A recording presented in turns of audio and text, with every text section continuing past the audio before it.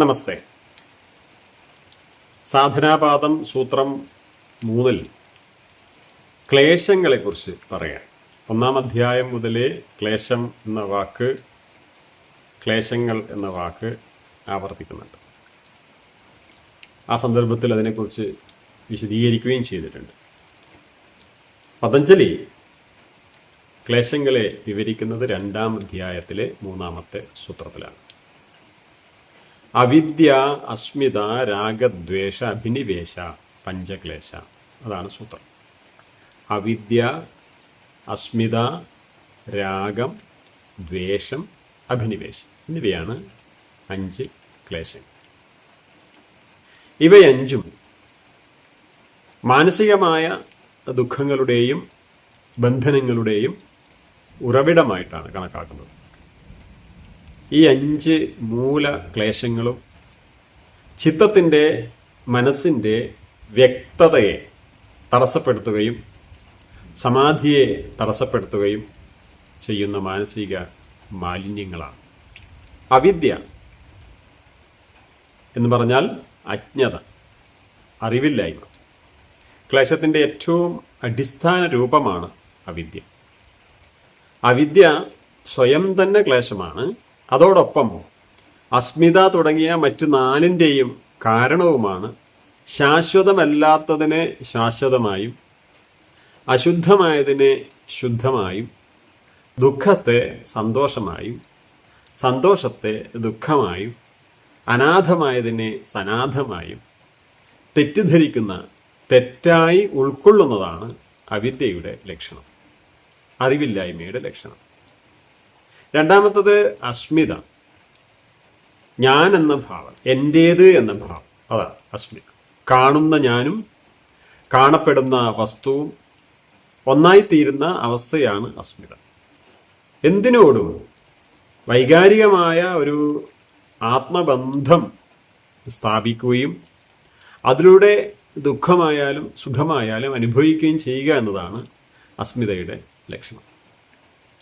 മൂന്നാമത്തത് രാഗം, ആസക്തി, ആഗ്രഹം എന്നൊക്കെ പറയാം. ആസക്തിയാണ് ശരി. മുമ്പ് ആസ്വദിച്ചതും അല്ലെങ്കിൽ അനുഭവിച്ചതും സ്വപ്നത്തിലെങ്കിലും അനുഭവിച്ചതായാലും അതൊക്കെ വീണ്ടും അനുഭവിക്കണം എന്ന ആഗ്രഹം, അതിനാണ് ആ രാഗം എന്ന് പറയുക. സുഖകരമായ പഴയ സംസ്കാരങ്ങളിൽ നിന്നാണ് ഇത് ഉദ്ഭവിക്കുന്നത്. സംഘാത് സഞ്ചായത്തെ കാമ എന്ന് ഭഗവത്ഗീത. ആസക്തിയിൽ നിന്നാണ് ആഗ്രഹങ്ങൾ ഉണ്ടാവുന്നത്. അത് വലിയ കുഴപ്പങ്ങളിലേക്ക് എത്തിക്കുമെന്ന് മഹാഭാരതം നമ്മളെടുത്ത് പറഞ്ഞിട്ടുണ്ട്. അതാണ് 3-ാമത്തെ ക്ലേശം. 4-ാമത്തത് ദ്വേഷം, വെറുപ്പ്, വിദ്വേഷം. എന്തിനോടുമുള്ള വെറുപ്പ്.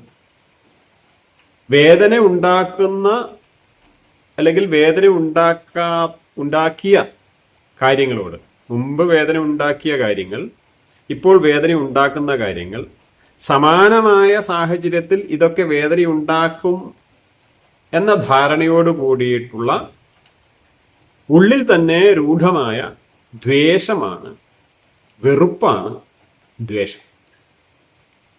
മുൻകാല വേദനയെ അടിസ്ഥാനമാക്കിയിട്ടുള്ള ഒരു പ്രതിപ്രവർത്തന സ്വഭാവമാണ് ദ്വേഷത്തിൽ കാണുന്നത്.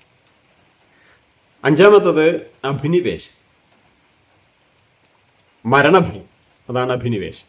ജീവിതത്തോട് പറ്റി നിൽക്കാൻ അല്ലെങ്കിൽ മരണത്തെ ഭയക്കുന്നതാണ് അഭിനിവേശം. ജീവിക്കുക തന്നെ വേണം. മരണത്തെക്കുറിച്ച് ഓർക്കുന്നത് തന്നെ ഭയമുണ്ടാക്കുന്നതായി മാറുന്നതാണ് അഭിനിവേശം. വലിയ ജ്ഞാനികൾക്ക് പോലും നാശത്തെക്കുറിച്ചുള്ള സഹജമായ ആഴത്തിൽ വേരൂന്നിയ ഭയമുണ്ടാകാറുണ്ട്. മഹാനായ യോഗികൾ പോലും അത് അനുഭവിച്ചിട്ടുണ്ട്. അത് ഏറ്റവും സൂക്ഷ്മമായ ക്ലേശമാണ്. അത് പൂർണ്ണമായും എടുത്തു കളയാൻ എല്ലാവർക്കും കൊണ്ട് സാധിക്കുന്നതല്ല. ആത്മാവ് ശാശ്വതമാണ്. ശരീരവുമായുള്ള തെറ്റായ തിരിച്ചറിയലാണ് നിന്നാണ് ഈ മരണഭയം, ആത്മാവും ശരീരവും തമ്മിലുള്ള ബന്ധം തിരിച്ചറിയുകയാണ് ഈ മരണഭയത്തിന് കാരണമായിട്ടുള്ളത് എന്ന് മനസ്സിലാക്കണം. ഈ പഞ്ചക്ലേശങ്ങൾ സൂക്ഷ്മരൂപത്തിൽ മനസ്സിൽ, ചിത്തത്തിൽ ഒളിഞ്ഞിരിക്കുന്നവയാണ്, നമ്മുടെ ഉള്ളിൽ ഉള്ളതാണ്. സാഹചര്യങ്ങൾക്കനുസരിച്ച് അവ ഉദാര രൂപത്തിൽ വലുതായി നമ്മുടെ മുമ്പിൽ പ്രത്യക്ഷപ്പെടും. ഈ ക്ലേശങ്ങളെ ഇല്ലായ്മ ചെയ്യേണ്ടത് സമാധിലാഭത്തിന് ഏറ്റവും അത്യാവശ്യമാണ്.